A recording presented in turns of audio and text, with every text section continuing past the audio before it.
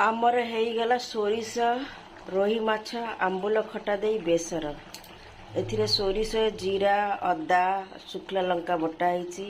आंबुल पड़ी कंचार दिटा पकई लुण स्वाद अनुसार पकईबे धनिया पतर पकाई देखो झोलटा फुटी आईला जेहेतु मो झीटा भल नहीं मत ज्वर कल राति से आज विशेष किसी रोषे कर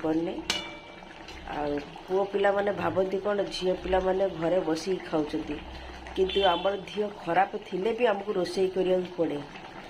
आमे पहले आमको कई देखियार ना किंतु समस्त पहले आमे माने देखू